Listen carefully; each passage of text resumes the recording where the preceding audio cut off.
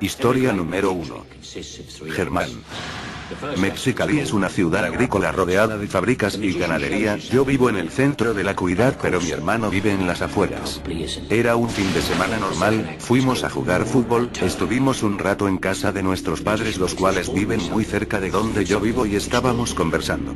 Mi casa se había infestado de cucarachas y tuve que fumigar, entonces yo les pedía permiso para poderme quedar en su casa. En eso mi hermano se ofrece para prestarme la suya, ya que él y su familia saldrían a Puerto Vallarta de vacaciones, y me pidieron de paso que les cuidara un cachorrito que acababan de comprar.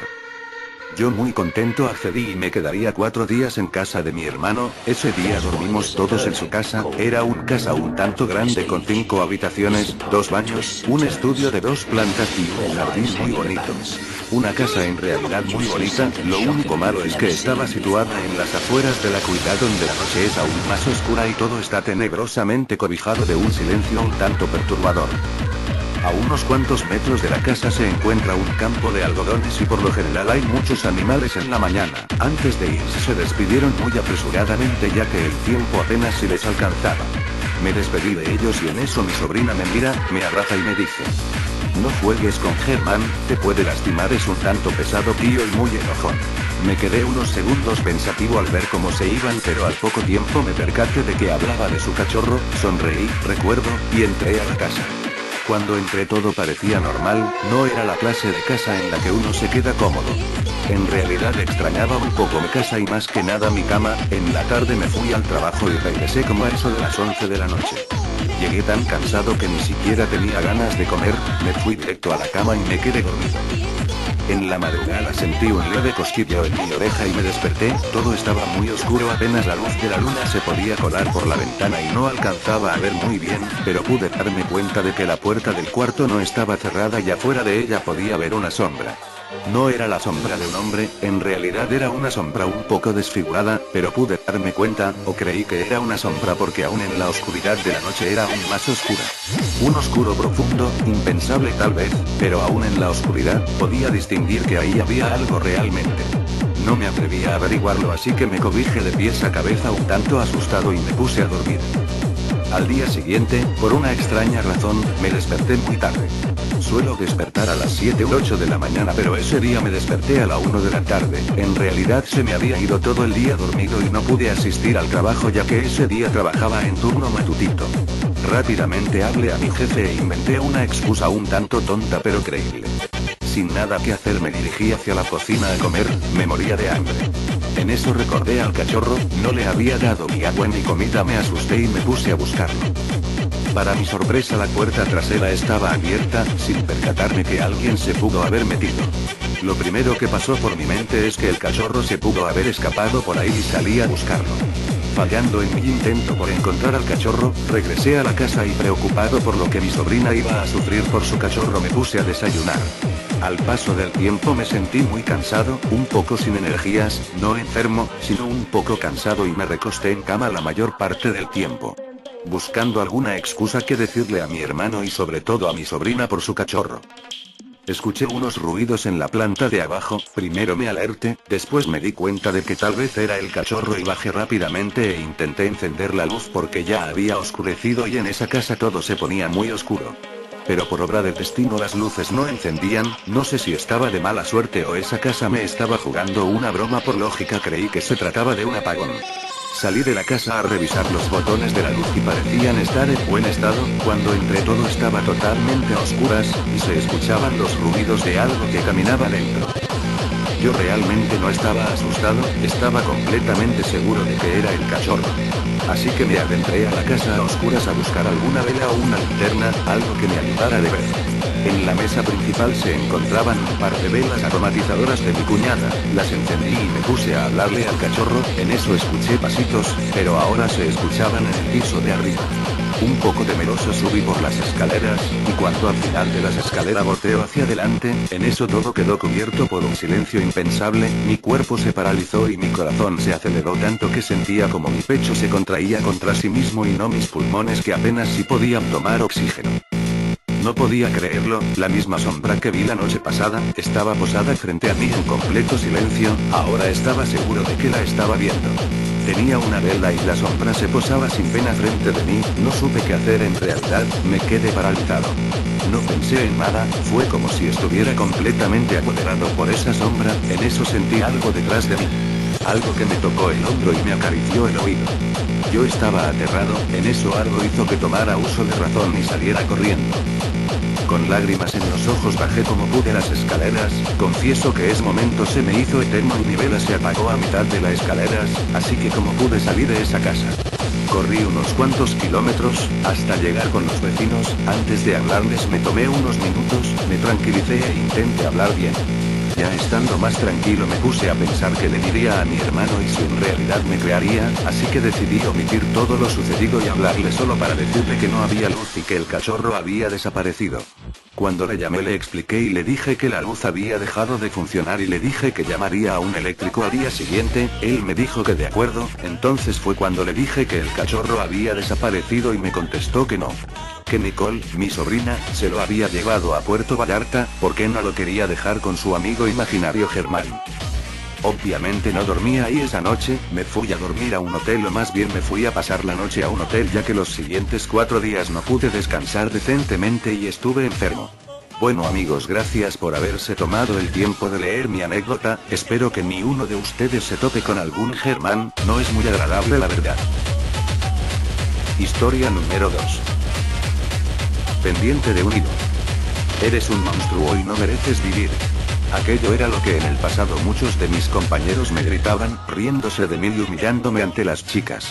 Llegué a este mundo con una malformación en la cara lo suficientemente seria como para perder mi ojo derecho, a causa de ello el resto de mi vida se convirtió en un difícil camino cuyo único destino era sobrevivir.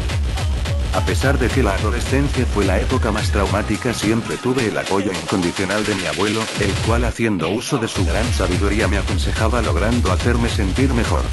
Muchas fueron las frases que me hicieron pensar, pero tan solo una de ellas fue lo suficientemente impactante como para cambiar el rumbo de mi vida.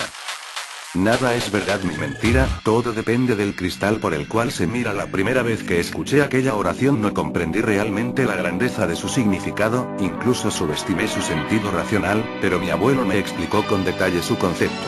Cada persona es especial por alguna particularidad que lo hace único, que mi rostro fuese distinto al del resto no significaba que por ello fuese un monstruo. Todo el mundo no ve del mismo modo, para muchos el color negro es sinónimo de muerte y mal augurio, sin embargo para otros es el poder y la elegancia, todo depende de quién lo mire. Aquellas palabras con las que me aconsejaba día tras día me ayudaron a seguir adelante, a llevar a cabo mis estudios y a no dar mayor importancia a aquellos que intentaron dañarme. Lamentablemente la peor época estaba por llegar y el fallecimiento de mi abuelo fue el sumum de mi infelicidad. En aquel entonces yo ya había acabado y me disponía a buscar un trabajo para pagarme los estudios universitarios. Muchas fueron las entrevistas y pocas las llamadas, podía verlo en sus miradas, sus rostros oscilaban entre la sorpresa y el miedo porque nadie se molestaba en conocerme. Heredé su casa y también su fortuna, lo cierto es que me hubiese gustado ganar el dinero con mi propio esfuerzo, ser independiente, pero tras su muerte caí en una profunda depresión que me convirtió en el extraño que soy ahora. A pesar de todo hubo una persona que dedicó su tiempo en ayudarme, su nombre era Elizabeth Wallace, y durante un tiempo relegó a mi abuelo. De pequeño estuve viviendo en la casa que ahora habitaba, sus padres tenían una fuerte amistad con los míos, y siempre celebrábamos reunidos las fiestas, se puede decir que nos criamos juntos. Ante tanta amabilidad acabé cogiéndole un gran afecto, su mirada no era como la de los demás. No mostraba el más mínimo sentimiento de compasión por mi malformación, simplemente me trataba como a los demás. Fueron sus ojos los que me enamoraron, mi fijación por ellos acabó desencadenando en mí una especie de admiración y obsesión que se reflejaba incluso en mis sueños. Lo cierto es que jamás intenté declararle mis sentimientos, no hacía falta porque ya sabía su respuesta. ¿Quién podría enamorarse de mí? En vez de eso me encerré en el subterráneo y dediqué el resto de mis años a experimentar sobre algo que llevaba tiempo pensando.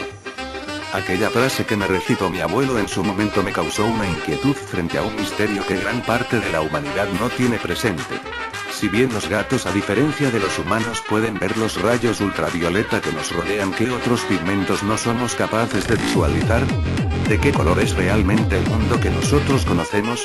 Para algunos quizás el azul sea rojo, para otros incluso todo esté formado por una escala de grises. Pero según la ciencia, ¿cuál sería su color verdadero? Gracias a mi evasión del mundo exterior pude dedicar todo mi tiempo en un gran proyecto que según mi opinión revolucionaría el concepto de lo que vemos. Muchos inviernos bajo el suelo estuve, ayudado por mis medios y mis propios conocimientos, hasta que finalmente lo di por concluido. Era una especie de prisma, negro absoluto, incapaz de reflejar luz, con forma piramidal y con unos enganches informatizados situados en su base. No tardé demasiado en hacerlo, aquella madrugada de agosto me lo incrusté en la ubicuidad derecha de mi cara donde mi ojo faltaba. Al hacerlo sentí un corrosivo escozor esparcirse por mi cabeza, minutos después se convirtió en un dolor palpitante, pero gracias a las precauciones que había tomado no sufrí demasiado. Estuve en cama alrededor de una semana hasta que mi cuerpo asimiló el poligonal objeto como una prolongación natural de mi cuerpo. Finalmente llegó el gran día, recuerdo que abrí aquella puerta que llevaba tiempo sin cruzar, avancé 2 pasos sobre la acera y alzando la cabeza fijé la mirada. Me es imposible describir con palabras lo que aquel prisma reflejó en mi mente, tan solo puedo decir que aquello que estaba presenciando era muy distinto a lo que mi ojo humano estaba acostumbrado. Con el izquierdo podía ver cómo la lluvia caía con naturalidad sobre el asfalto, y circulaba torrencialmente sobre los adoquines calle abajo, sin embargo, a través de mi invento podía ver un sinfín de colores nuevos, imposibles de categorizar, ya que no eran comparables con nada semejante.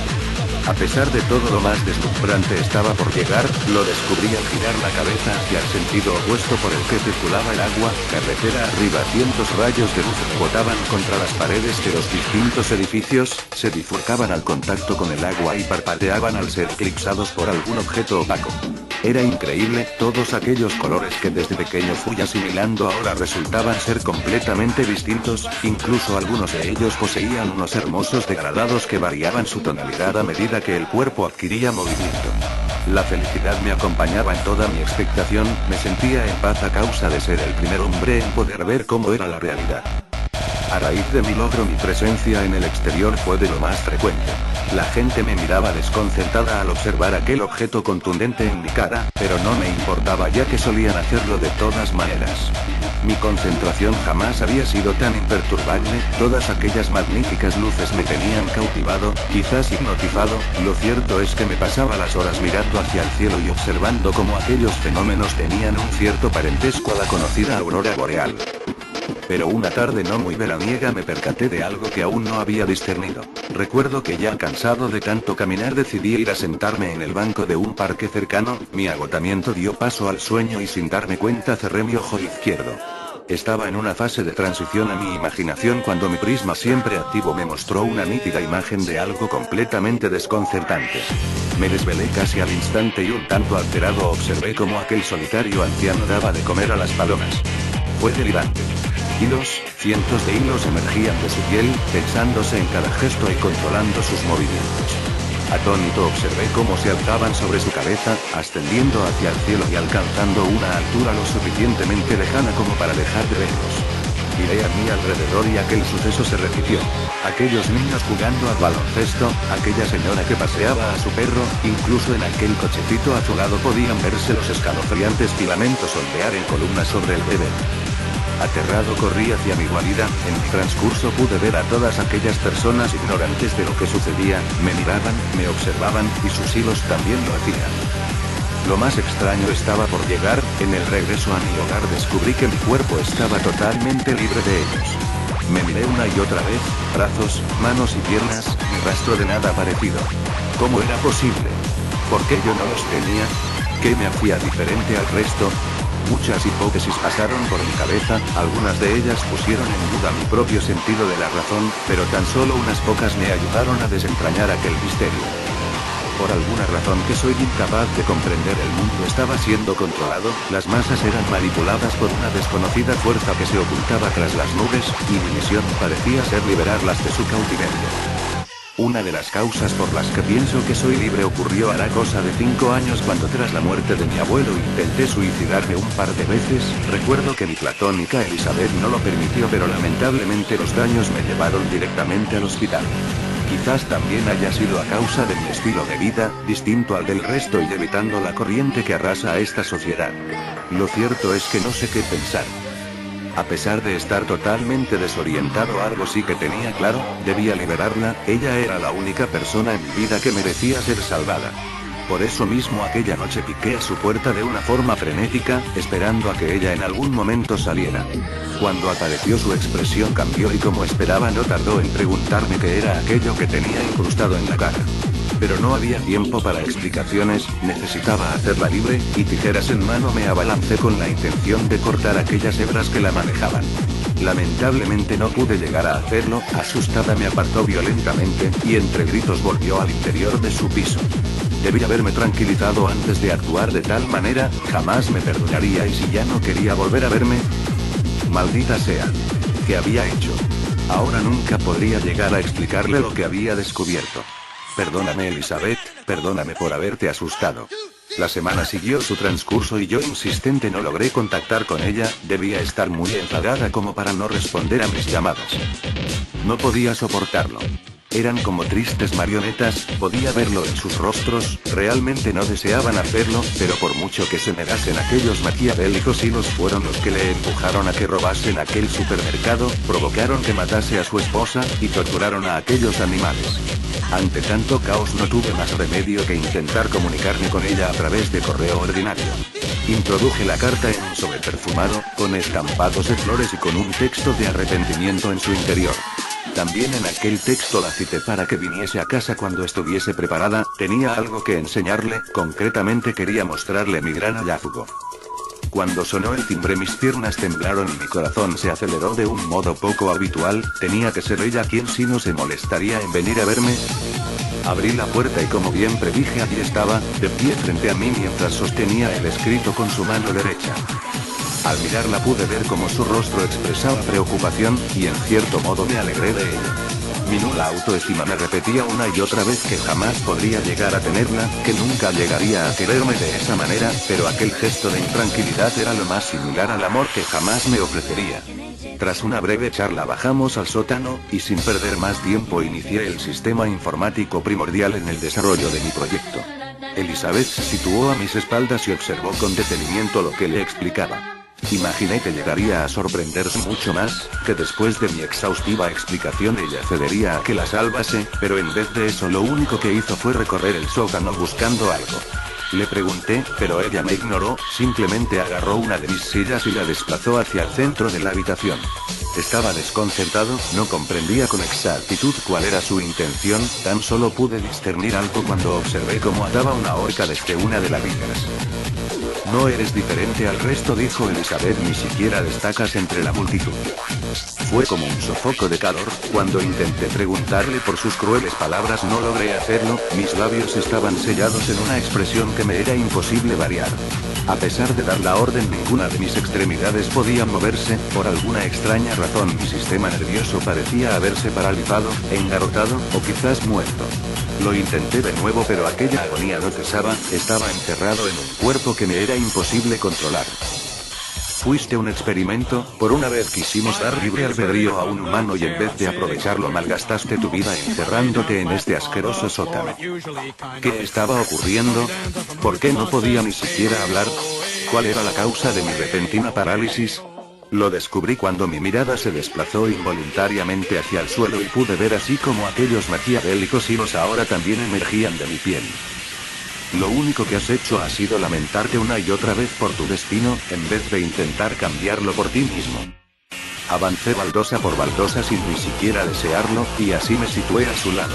A pesar de no controlar mi movilidad, algo sí que había prevalecido. Mis 5 sentidos estaban intactos y me sirvieron de expectación para lo que estaba ocurriendo. Cuando me subí a la silla pude sentir de nuevo aquel agradable aroma de piel que la caracterizaba. Después me até la soga al cuello y finalmente me regalaron unos segundos para observar aquel rostro del cual me había enamorado. Siempre he sabido que yo te gustaba. Es fácil suponerlo, los desgraciados como tú que apenas tenéis posibilidades para descubrir el amor siempre os acabáis enamorando de la persona que más os hace caso. Lo cierto es que intentaba disimular el asco que me daba solo porque me entristecía tu deseo por tenerme. ¿Pero a quién pretendes engañar? Mírate, eres horrible, jamás en tu vida podrás llegar a tener una relación. Mis lágrimas no se manifestaron, pero pude sentirlas en mi interior. Se lamentaron por no haber sabido aprovechar la oportunidad que se me brindó, por no haber seguido el ejemplo que mi abuelo me aconsejó, y sobre todo lloré al descubrir que la única persona de la cual me enamoré resultó ser un títere sin corazón. Eres un monstruo y no mereces vivir. En aquellos últimos segundos, mientras la gruesa cuerda desgarraba mi cuello, me pregunté si aquel último acto también había sido involuntario. Historia número 3. Nunca la tendrás. Hace algunos años, por inocencia más que por otra cosa, hice una extraña conexión, digamos demoníaca. Durante mucho tiempo tuve extraños sueños, alucinaciones y hasta torturas físicas donde algo o alguien me puntaba mi columna vertebral mientras tenía esos sueños en donde mis amigos y familiares se convertían en demonios. Gracias a mi fuerza de voluntad y fe en Dios logré superar y cerrar esa conexión. Yo era solo una niña. Pasado el tiempo, en algunas ocasiones tengo esos sueños donde alguien me atrapa el cuerpo y no puedo moverme y pasan cosas extrañas en mi casa y alrededor de mi padre, quien es una persona que ha tenido muchas experiencias anormales a lo largo de su vida. Pero note que solo me pasa cuando algo que me afecta y me entristece grandemente ocurre en mi vida. Hace unos meses mi padre sufrió un infarto, lo cual me afectó mucho ya que lo amo más que a nadie. Los sueños volvieron y las experiencias extrañas, las voces y las sombras de nadie, juntándose esto con el hecho de que ahora vivo en una casa donde una vez vivió una joven que fue poseída. Estando mi padre en el hospital, mi mamá fue a visitarlo. Ya era de noche cuando salió de la casa y nos dijo, a mi hermana y a mí, que no le abriéramos la puerta a nadie. Apenas ella salió y cerró el portón, la escuchamos llamar a mi hermana muy claramente. Cuando yo tenía mi mano en la cerradura para abrir, mi hermana me gritó: no, no abras. Yo le hice caso y solté la llave. Nos quedamos esperando a que mi mamá hablara otra vez, pero no lo hizo. Obviamente no era ella, era esa cosa que aún quiere tener esa parte tan importante de mi ser y que sin ningún disimulo trata de que yo abra de nuevo esa nunca deseada conexión. En ocasiones oigo gente caminando por la casa, a veces puedo ver sus siluetas, las puertas se cierran, las almohadas se dan vuelta debajo de nuestras cabezas, voces de quien no nos llama lo hacen, en fin, un sinnúmero de fallidos intentos por mortificarnos. Lo único seguro es que cuando yo fallezca, mi alma estará en el lugar indicado, en las manos de Dios.